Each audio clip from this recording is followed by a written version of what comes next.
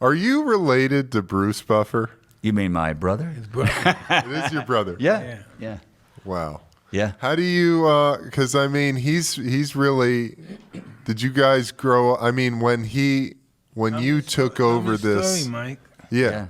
It's a very interesting story. I have two brothers, Bruce and Brian Buffer. Brian is a retired cop here in L.A. Wow.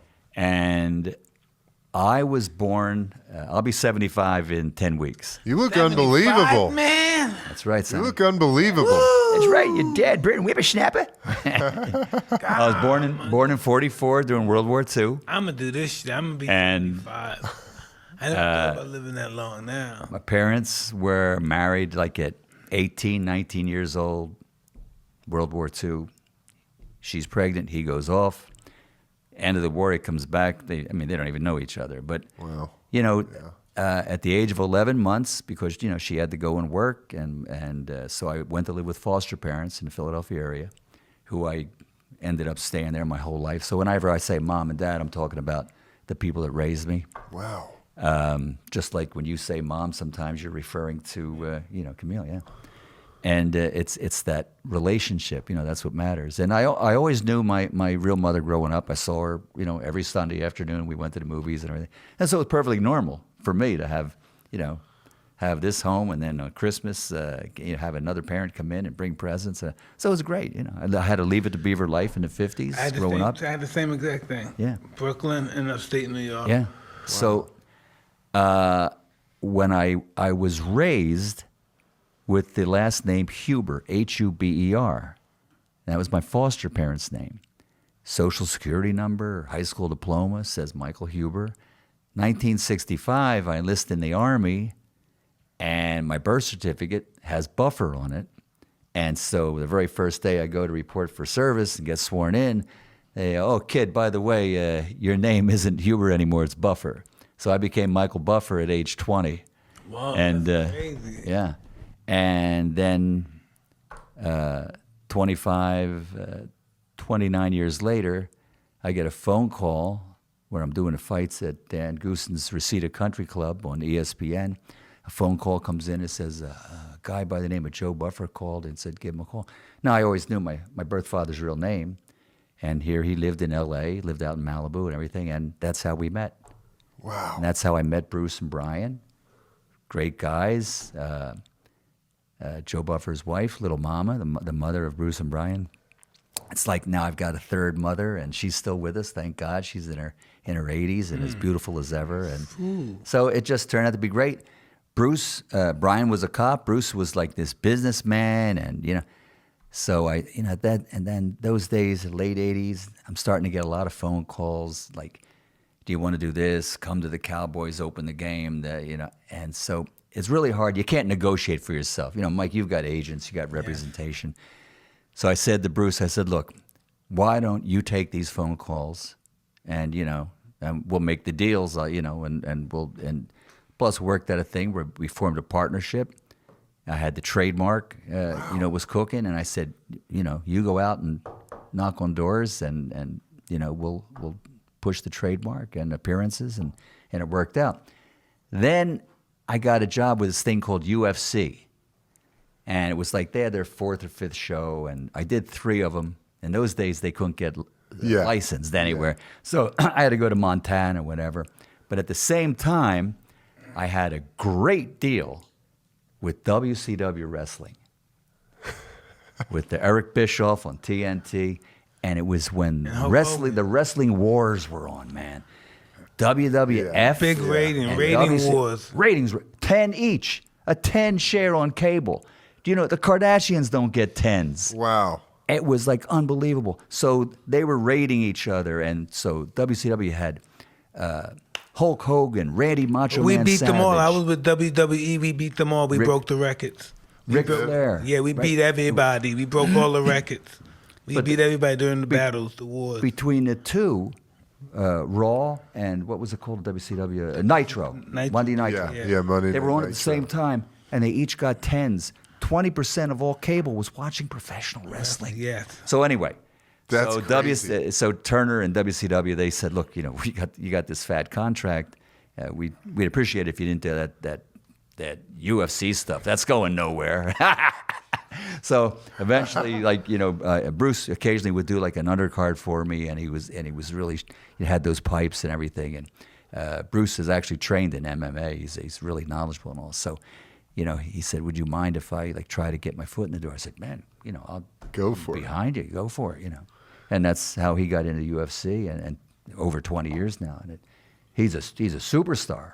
Oh, definitely. I see him over there. I talk to him every now and Yeah, then. he told me. He said, "Tell Mike I said hi." That's so awesome, man. What an incredible story that is. Yeah, it's amazing. Fuck.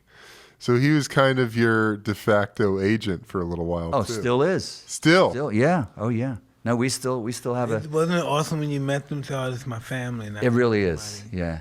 It's a lot of things have happened to me that are just amazing. Like some people, they think like, "Oh man, you were in foster care." I said, "No, it's the best thing ever happened to me." I was blessed with a Great family. parents. I had a sister, and I had a mom and dad, and we took vacations, and I grew up in the suburbs of Philadelphia, and it was amazing. Best thing ever happened to me.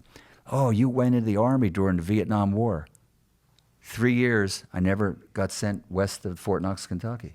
I mean, it's the luck of the draw, man. Yeah. I'm making a living with my voice. 11 years ago, I have throat cancer. Tumors, so I had my whole left side of my lymph nodes and everything taken out. Tonsils, little teeny piece at the back of my tongue. Three little tumors. 30 days later, I was back in the ring. Wow. After I was 63 and I thought I was done.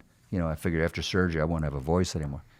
And it's luck, man. It's a blessing. It's not just luck. It's a blessing. Because you're not steering the car, brother.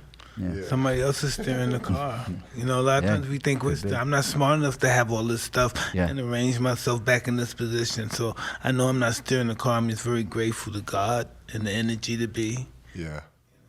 That's awesome. You're still doing fights, right? For the first time, I'm exclusive. For 36 years, a lot of people always thought I was working for HBO. But when I first started, and Mike actually, made HBO explode. Then you made Showtime explode. Wow, you remember those times? I used to do all the fights, top rank, mostly top rank fights, but on HBO and Showtime. And we, weekend fights, and I'd take other jobs too. I worked for the promoters as an independent.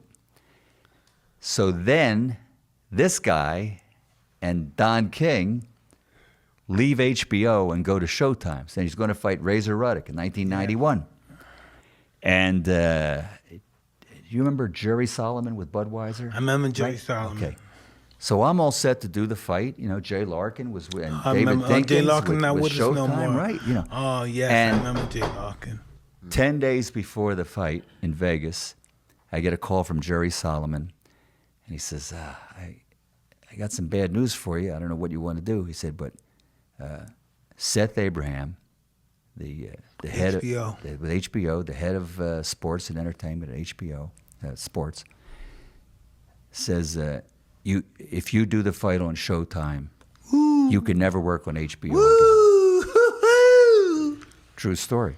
I'm talking about and I'm bullies like, what are you talking about? It's like 2 weeks away. He says, nah, So I have to call up Dinkins and Jay Larkin and tell them, I said, look, I've been told. And at that time, Holyfield had the title. Yes. Right? He had gotten it from Buster. Holyfield had the title. He's going to fight George Foreman. HBO is going to have this TV KO, which bombed out. And so I have to make this choice.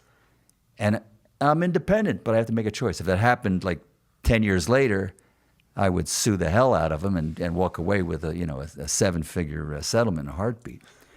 But, back then, like 1991, I'm like, okay, I called They're up. powerful. They're really powerful. Yeah, I called they Jay can stop and you from David getting up. a job anywhere. And Jay was saying, like, is it money? Do you want more money? I said, I'm going to have to make a choice. And so I went with the HBO fights, and Foreman and Holyfield was the next fight there. And and it was great because Jimmy got his chance, and it put him in the Hall of Fame. So things, it's a blessing. Sometimes you don't think it's good. Worked out great for me, and it worked out great for someone else to make a living. It's all good. I was the first one to say it's showtime. Yeah. Yeah. That's dope.